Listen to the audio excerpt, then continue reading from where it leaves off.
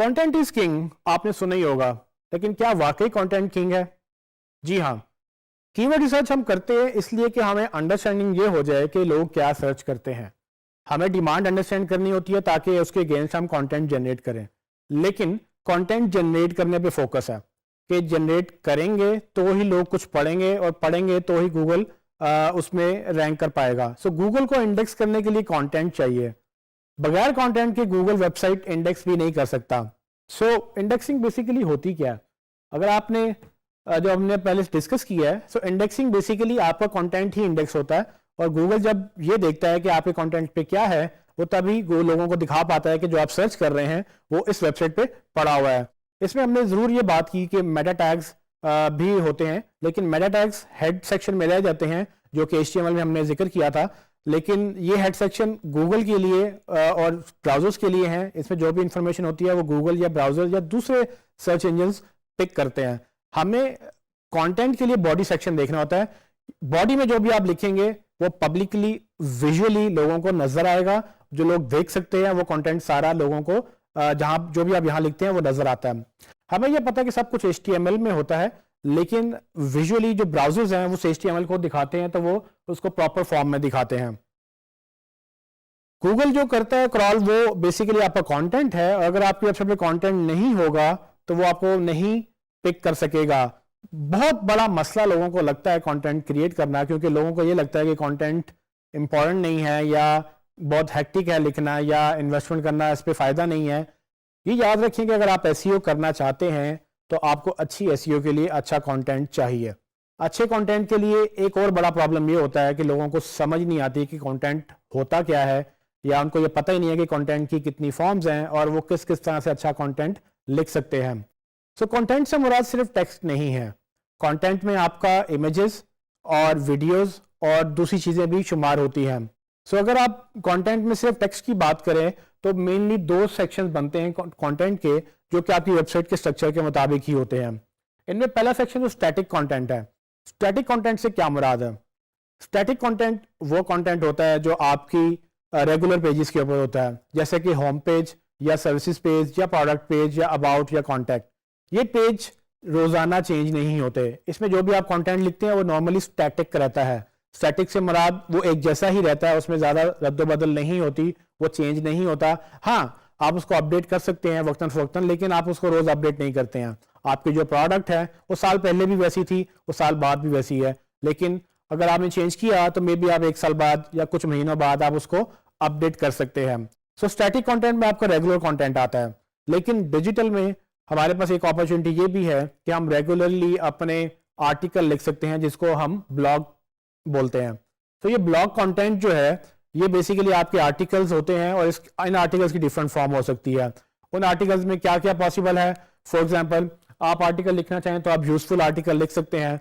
अगर हम मिसाल लें मोबाइल स्टोर की, तो मोबाइल स्टोर में अगर मैं मोबाइल स्टोर चला रहा हूं और मैं चाहता हूं कि मेरे पर रेगुलर ऑडियंस आती रहे, तो मैं चाहूंगा कि मैं रेगुलर कंटेंट क्रिएट करता रहूं।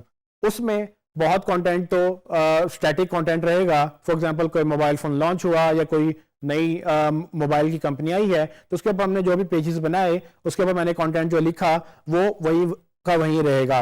लेकिन जैसे जैसे मोबाइल आते जाएंगे हम नया कंटेंट डालते जाएंगे, पर वो रोज चेंज नहीं होगा।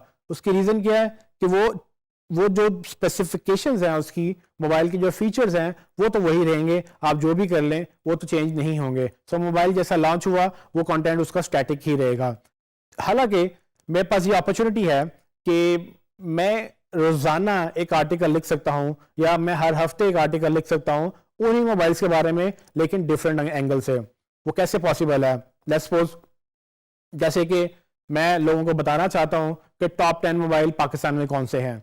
मैं हर महीने अगर एक लिस्ट लिखना शुरू कर दूं कि top 10 mobiles of the month, या मैं हर हफ्ते लिखना शुरू कर दूं टॉप 10 मोबाइल्स या top 5 mobiles of the week, so उससे क्या होगा कि मैं कंटेंट क्रिएट करता चला जाऊंगा, और ये कंटेंट डायनामिक कंटेंट है, यानी कि इसकी लाइफ बढ़ भी सकती है, ये लाइफ इसकी कम भी हो सकती है। लेकिन इसको आप स्टैटिक कंटेंट इस तरह से नहीं कह सकते, क्योंकि ब्लॉग कंटेंट जो है वो नॉर्मली स्टैटिक नहीं रहता, ब्लॉग आपका डायनामिक रहता है।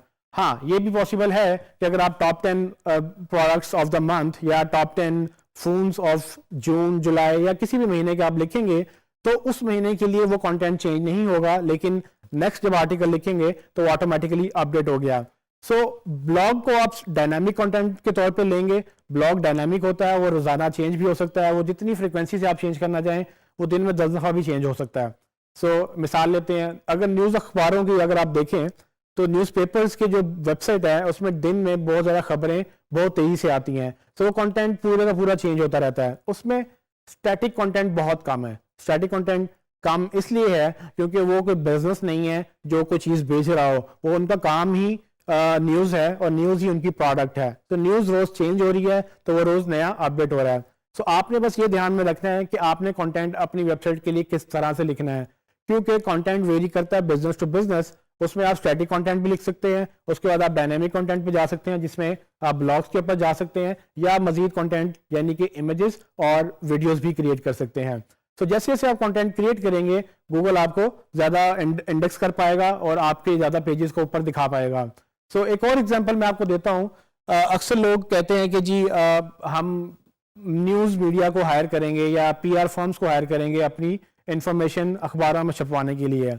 अक्सर आपने देखा होगा आपके क्लाइंट्स के साथ या आपके साथ कि आपको अखबार वालों को या उनको न्यूज़ वालों को आपको बुलाना पड़ता है और आप फिर उनको कभी एक्सपेक्ट करते हैं कि शायद वो आपकी खबर लगा दें, लेकिन आप ऐसा क्यों नहीं करते कि आप अपनी कंपनी की खबर खुद लगाएं अपने ही ब्लॉग पे। आप एक सेक्शन बना लें न्यूज़ का या कंपनी न्यूज़ का, आप उसमें जो भी आपकी कंपनी में एक्टिविटी हुई, किसी की बर्थडे हुई, आपने कोई ट्रेनिंग ऑर्गेनाइज करवाई, आपने कहीं ट्रिप किया या आपने कोई प्रमोशन दी या कुछ भी, आपकी टीम आपका असासा है जो बेसिकली अगर आप उसको प्रमोट करना चाहें तो आपके पास न्यूज़ सेक्शन एक बेहतरीन सेक्शन है जहां पर आप उनके इंटरव्यू कर सकते हैं, आप उनकी कामों की तारीफ कर सकते हैं, आप अपने क्लाइंट्स को ये बता सकते हैं कि हम किस तरह से अपने काम को लेते हैं और किस तरह से हम अपने काम को बेहतर करते हैं। सो ये डिफरेंट अंदाज हैं जिसमें आप कंटेंट लिख सकते हैं। इसकी अगर आप डेप्थ में जाएंगे तो आपको बेशुमार टॉपिक मिलेंगे, लेकिन मैं चाहता था कि आपको कुछ अपडेट्स बताऊं कि किस तरह से लोग फंस जाते हैं कि कंटेंट हम क्या लिखें,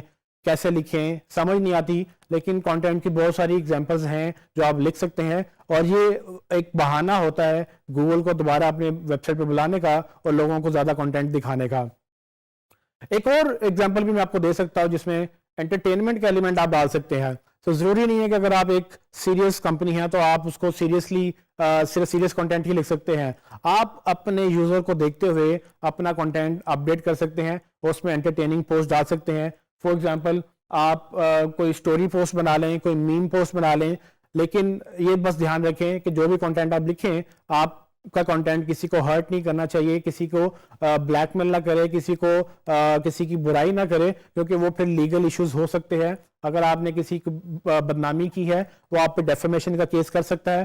डेफेमेशन बेसिकली एक लीगल टर्म है जिसमें अगर आप किसी की बदनामी करते हैं और अगर वो उसका नुकसान हो सकता है तो आपसे चार्जेस क्लेम कर सकता है। सो कंटेंट लिखने में आपके पास पूरी आज़ादी है, आप हर तरह से हर एंगल से कंटेंट लिख सकते हैं और बल्कि आपको लिखना चाहिए, क्योंकि जब आप ट्राई करेंगे तभी आपको पता चलेगा कि आपकी ऑडियंस क्या पसंद करती है। सिर्फ एक चीज़ का ख्याल रखना है कि आपने किसी का नुकसान नहीं करना, कि आपकी बात से किसी की बुराई ना हो। अगर आपने करनी भी है किसी की तरह से बात तो आप डायरेक्ट किसी को हिट ना करें, आप एक जनरल टर्म में बात करेंगे और आप ये है कि कंटेंट लिखेंगे तो उस पर आपको नुकसान नहीं होगा। सो आखिरी बात कि अगर आप कंटेंट लिख रहे हैं तो कोशिश करें कंटेंट में सिर्फ टेक्स्ट के ऊपर फोकस ना करें, आप इमेजेस के ऊपर भी बात करें, आप वीडियोस भी बना सकते हैं और इनको आप अपनी वीडियोस पे इनको जब आप अपनी वेबसाइट पे डालेंगे तो अल्टीमेटली वो एक एंगेजमेंट क्रिएट करेगा और लोग पसंद करेंगे इसको, और जब लोग पसंद करेंगे तो वो बार बार आपकी वेबसाइट पे आएंगे।